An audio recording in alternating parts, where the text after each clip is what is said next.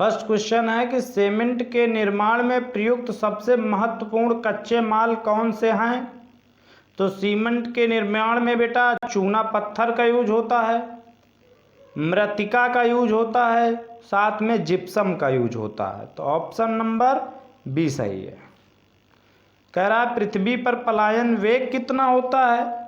तो 55 में सीखा था हम लोगों ने, पृथ्वी पर पलायन वेग होता है 11.2 किलोमीटर पर सेकेंड। मतलब कि 11.2 किलोमीटर पर सेकेंड की रफ्तार से अगर किसी चीज़ को ऊपर की तरफ फेंक दिया जाए तो वो जिंदगी भर वापस लौट कर नहीं आएगी, क्योंकि वो पृथ्वी की गुरुत्वीय क्षेत्र से बाहर चली जाएगी।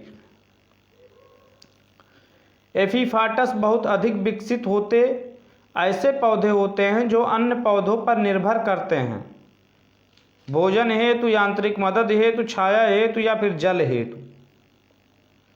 तो होता है बेटा यांत्रिक मदद हेतु। निम्नलिखित में से किसने यह मूल अवधारणा प्रस्तुत की थी कि सभी जीव कोशिकाओं के बने होते। हाँ, बहुत प्यारा क्वेश्चन है।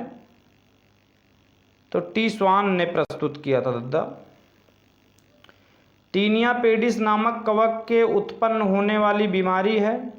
कवक से कौन सी बीमारी पैदा होती है, आपको ये बताना है, कमेंट करना है जल्दी से। तो मैं आपको बता दूं बेटा एथलीट फुट होता है। यार गलत पे लग गया है, तो एथलीट फुट होता है। चुंबकीय सुई किस तरफ संकेत करती है। तो उत्तर की तरफ करती है। शुष्क सेल होते हैं, प्राथमिक सेल को बेटा शुष्क सेल कहते हैं। रतौंधी होने के कारण की कमी क्या है। तो मतलब रतौंधी होती है कुछ लोगों को, तो वो विटामिन ए की कमी की वजह से होती है। विटामिन ए मिलता है मछली के तेल में, उसके जिगर में, मेरे जिगर का छल्ला। सामान्य रूप से प्रयुक्त किया जाने वाला कंप्यूटर है। तो जनरली सबसे ज़्यादा कंप्यूटर डिजिटल कंप्यूटर का यूज होता है। आप लोग ये वीडियो देख रहे हो वो भी डिजिटल कंप्यूटर है। सूर्य की किरणों में कितने रंग होते हैं। तो 7 रंग होते हैं बेटा, वैनिया पीनाला यानी बिबग्योर। पंचम पीढ़ी के कंप्यूटरों की प्रमुख विशेषता निम्न में से कौन सी होगी। तो आपको बता दें वो है कि कृत्रिम बुद्धि। निम्न में से कौन सा माउस जैसा कार्य करता है। ओह, माउस की तरह कौन कार्य करता है। तो ट्रैक बॉल कार्य करता है, और कौन करता है। झरने में जब जल ऊंचाई से गिरता है तब उसका ताप बेटा क्या होगा, बढ़ जाता है।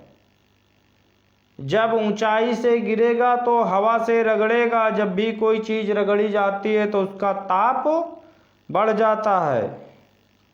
डॉपलर प्रभाव संबंधित है ध्वनि से। शून्य में स्वतंत्र रूप से गिरने वाली वस्तुओं की या फिर वस्तुओं का समान त्वरण होता है।